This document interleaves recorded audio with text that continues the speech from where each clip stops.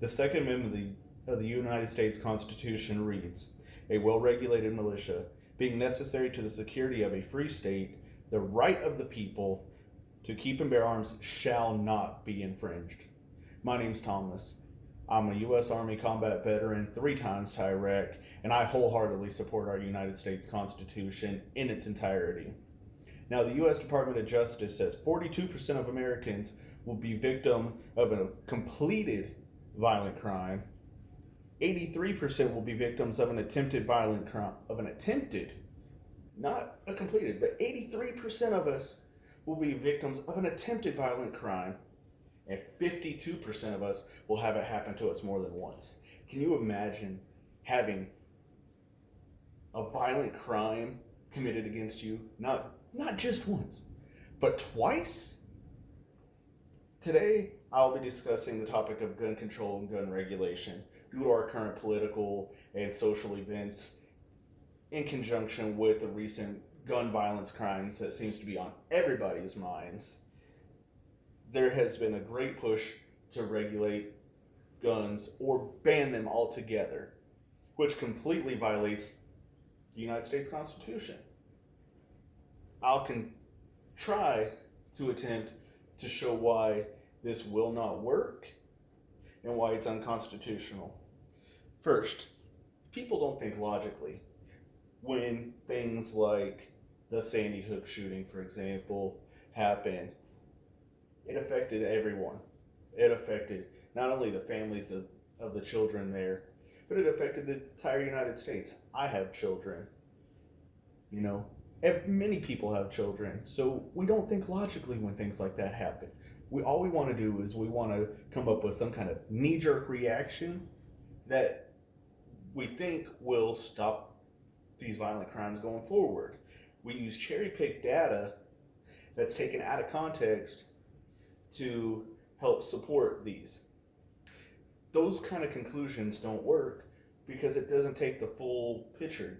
People want to use statistics, talking about, if people do it once, they're more apt to do it again, or, we have, according to the DOJ that I was reading, report that I was reading said, we have in 2014 something like 16,000 deaths by guns in the United States, but it doesn't talk about where those occurred, which leads me into my next subject.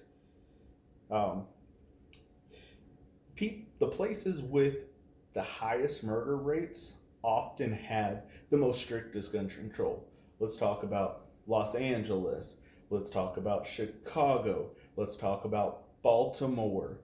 These places have really strict gun control laws that makes it almost impossible for the average citizen to own a handgun or an AR rifle or any weapon that has more than a 10-round capacity. If you look at the statistics, yes, we had 16,000 deaths by guns in 2014. But how many of them come out of those cities alone where gang violence is nonstop every day and it's only on the rise? So my next subject is there's a lack of education on the subject as a whole.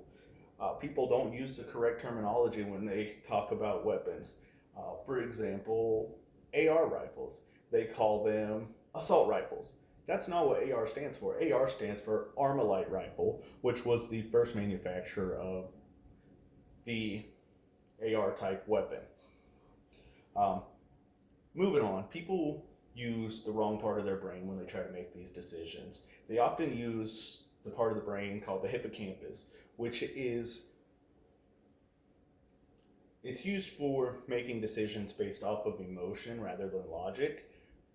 To make decisions based off logic, we need to be using the prefrontal cortex of our brain. That way we can stop and we can make decisions logically.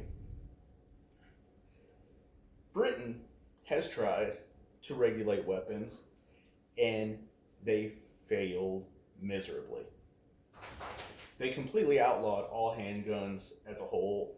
If you own a weapon at all. It has to be a quote unquote sporting rifle, cannot be an AR type rifle.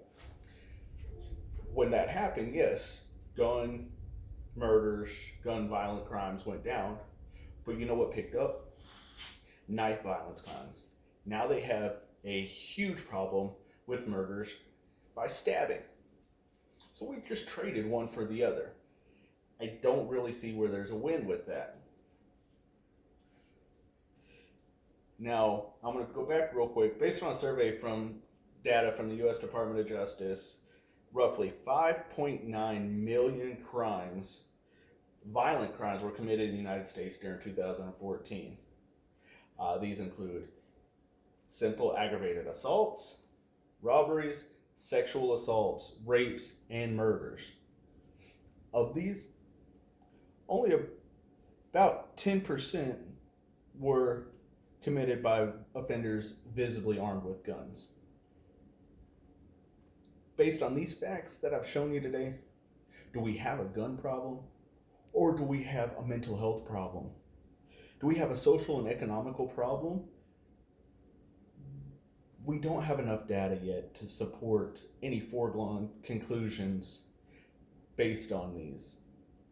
So in conclusion, I'm talking about gun control. I'm talking about let's use the correct part of our brain to make logical decisions based on the facts, based on what has worked in not only our country but other countries.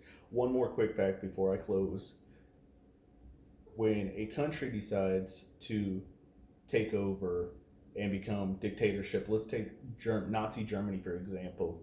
The very first thing they did was they took away the people's right to defend themselves, the ability to defend themselves. They took away all of their weapons based off of some cherry-picked facts, and nobody really knew why, but they blindly followed. And I feel like this is where we're heading as a country, and it is my job as a U.S. Army veteran, my job as a citizen, to support and uphold the United States Constitution and my Second Amendment right to carry a firearm to protect not only myself, my family, my neighbors, my country against all enemies, foreign and domestic. Thank you.